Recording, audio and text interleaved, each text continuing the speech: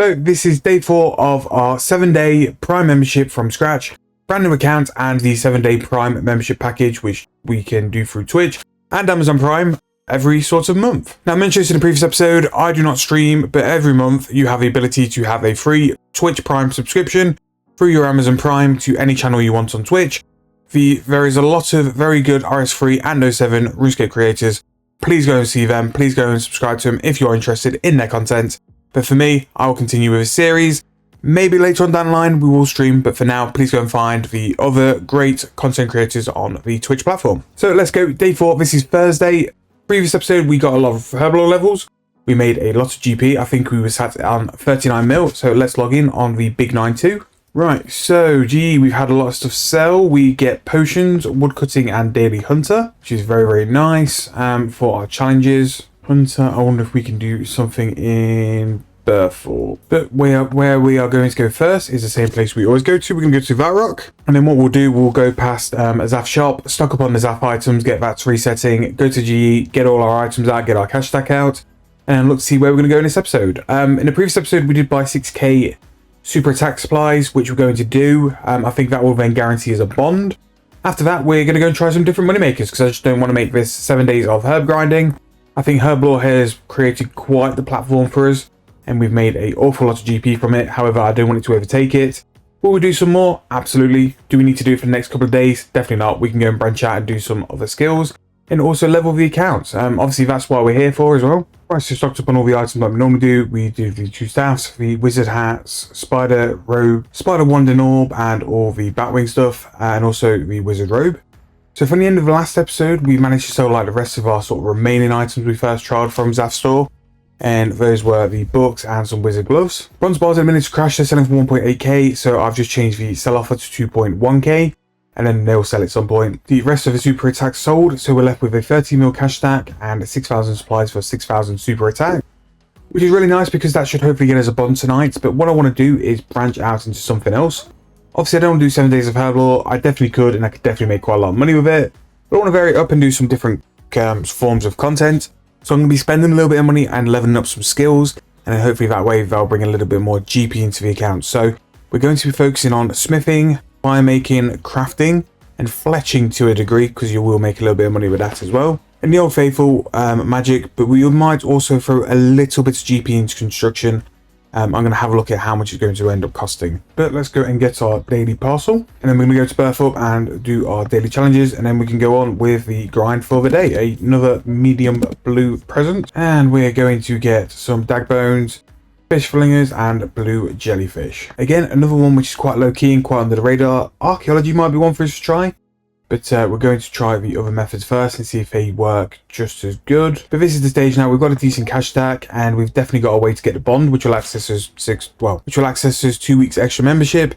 That's what we've done first as a priority. We made sure to like secure the bag and to get what we need. So this gives me flashbacks of the old days of trying to hunt like Crimson Swifts. It's will be brutal. So for our daily challenge, we only have to hunt. How many do we have to hunt? 3. That is a godsend. We've got our first one there. There is hunter done. Now let's get cracking on with the woodcutting. So that is level 5 woodcutting, and with this final log, we'll finish the woodcut challenge for today. So all we've got to do is some herb. But that's pretty much going to be the next couple of hours. I'm just going to do those 6k attack potions.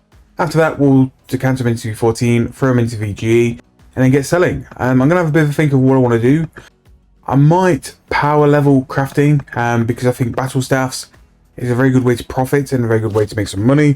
But I don't think the sort of way to train crafting up until that is going to make me money. I did have a look at things like gems and stuff like that beforehand, but I just don't think it's good enough. I don't think making rings of dueling compared to the profit it used to be, they're not very high. Emerald rings are only 2.7k. There's not enough money in there. I'll probably make like what, a mil or 2 an hour. I'd rather spend the surplus of money I've got now, get to level 57, do wards battle staffs, and make 6 mil per hour doing crafting as well. And then I think eventually we'll go and spend some money in construction.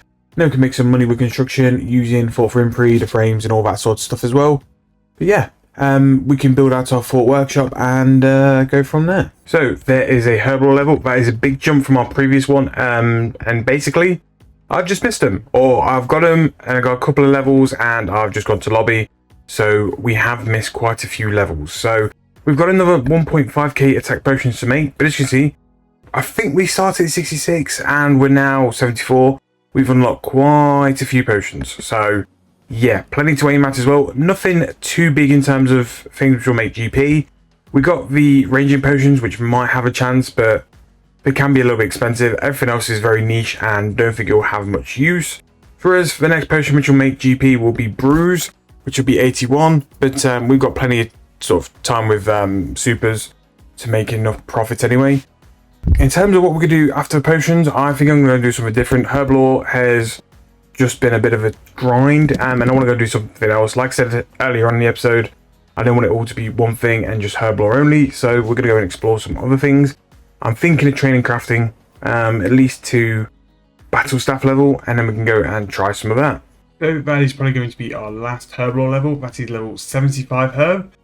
Not too bad. Obviously with super attacks, they aren't the best XP in the world, so it has been a little bit painfully slow, but we got there. And we've just under 1,000 left to do. So with 75 Herb, we can do the Plague End quest. We've unlocked a couple of things. We can clean tour stalls. Nothing too major, but again, it's just some more potions for us to make, if possible, and if they do make profit. But yeah, 75 Herblore, we're at 1.2 mil, and total XP is 1.2 mil. So basically all our XP is in Herblore. But I'll just get finishing the rest of these potions. So far we've got left 661, and then we should have something like 4k bracket 4s, which should fetch in enough money to buy bond. Whether I'm going to buy bond, I'm not quite sure of. I might just hold on to GP for one more level, use it as best we can, and then process everything we're going to skill with, and then go from there. So that is all our Herblore now done. 6.2k potions, which is not too bad. We did get quite a few levels as well. Missed them because I was AFK and I went to lobby and then that got rid of it. But throwing these in for the price checker, that is just under 40 mil. That's 40 mil GE price. What I've found out lately is that, especially with super attacks more than the other potions do sell more as a bracket 4 rather than a bracket 3. And it's not even by like a little bit. I'll make like a couple K extra per potion just by converting them into a bracket 4, which is a little bit more profit as well. We got quite lucky really of when we decided to do this challenge that Herblore, there's never been a better time to do Herblore because you've got the bonus XP weekend coming up, the massive demand for super potions, and not only that, Necromancy is coming where it's been clearly said that overloads will provide a massive benefit, so people are wanting supers just for that as well. Obviously on the way to the GE, we've got to do our run. Zaf, I think by the end of the series will make something like 4 to 5 mil.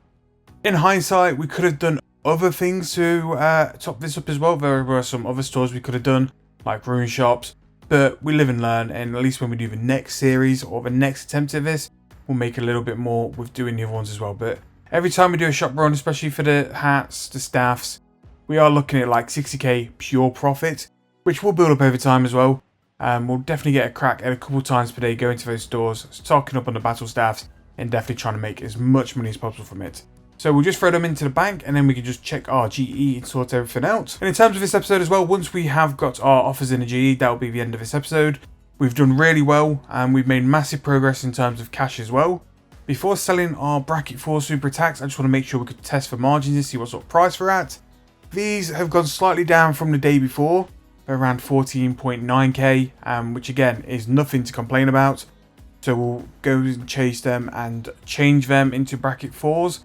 And then at least that way we can make a little bit more money as well. Just wanted to test the margin for a bracket 3 as well, just in case they were better off to do instead of bracket 4s. But bracket 4s were by far a lot more profit.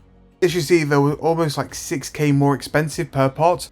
And once you work out like the ratios and stuff, you're going to be making like 3k per pot just by turning it into a bracket 4. Turning them into bracket 4s is nice and easy. If you've never done it, you just go to Bob Barter, who will decant it into a bracket 4.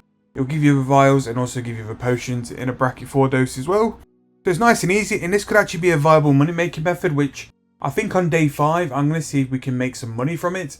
And all that I'll be doing is buying bracket 3 potions, trading them into bracket 4s and seeing if we can make some profit from them. So if I was to throw these in now for 15k or just below 15k of what we bought, that will be 66 mil. We've already got 13 mil in the coin pouch, which is a really good start. And we've also got some bronze bars to sell. But at the end of day 4, we're going to have enough to get a bond. A bond currently 66 mil. So if all those super attacks did sell by the morning, we have made basically our goal. Our goal for this series was always to try and see if we could make another bond and basically like extend the membership if we wanted to get this account to the next stage. And we've done it on day 4, which I didn't believe would be this quick. Admittedly, we're in a very weird time where Herblore is just chucking out profit, and we've caught it at a right time as well where things are selling way above the mid. I don't think it'll be like this forever. Prices will definitely settle.